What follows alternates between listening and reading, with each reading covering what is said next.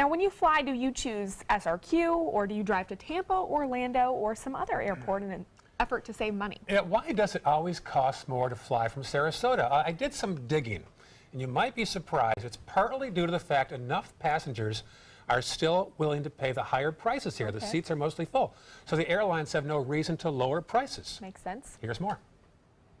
When Helen and Joe Burkhart fly back and forth to their home in Rochester, they often fly out of Sarasota, but not always. We do fly out of Tampa. It's probably half and half. The Burkharts say they're sometimes willing to drive farther to save more money. No, just it seems like off-season we can get a pretty comparable flight.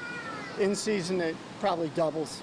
But even though it seems a lot of passengers bypass Sarasota to save money elsewhere, the SRQ airport director says the airplanes are full leaving Sarasota, so airlines can afford to keep the prices high. So prices won't come down until enough passengers say, I'm not going to pay this. Right. CEO Rick Piccolo says, keep in mind, airlines set the prices, not airports. So all this is basic supply and demand economics. You have a community up in Tampa that has about 3 million people in its catchment area. We have about 1 million. You have about 1 million down in the Fort Myers area as well, but there's no other airport close to them like there is to ours. So we're basically right in the middle of all this, so we're surrounded by 5 airports. So we're in a very competitive environment. It is competitive. In fact, look at the very different numbers for the past year. Sarasota had about 1.2 million passengers. Fort Myers had 8.5 million, and Tampa had nearly 19 million. While Sarasota was down nearly 3%, Fort Myers was up nearly 3%, and Tampa up less than 1%. Even though it is a constant challenge to compete against Tampa, Orlando, Miami, even Fort Myers and Punta Gorda, Piccolo says, make no mistake, SRQ is not in a holding pattern. And that's not all.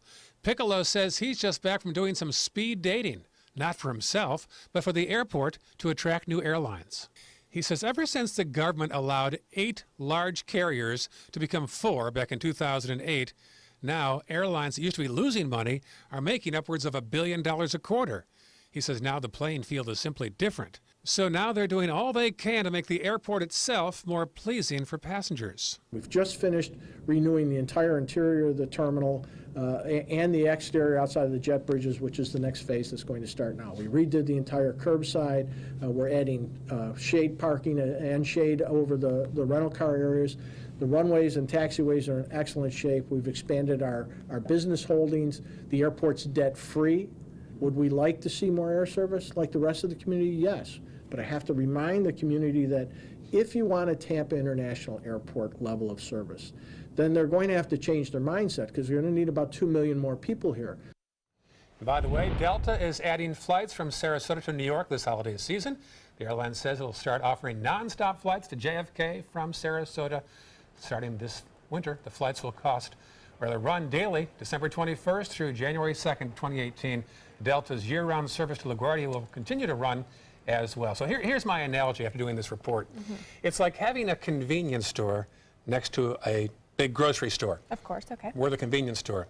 A little more expensive, a little more convenient, but losing a lot of customers to the big boy next door. That is Tampa Airport. I know for myself, I'm looking to buy some flights here in the next couple weeks, and I keep, weighing my options because it would be much more easier to go out of SRQ, but Tampa looks like the price is going to be a little prettier. Oh, it's prettier, but then you have to drive an hour north and pay for parking up there sometime, or Uber, but anyway.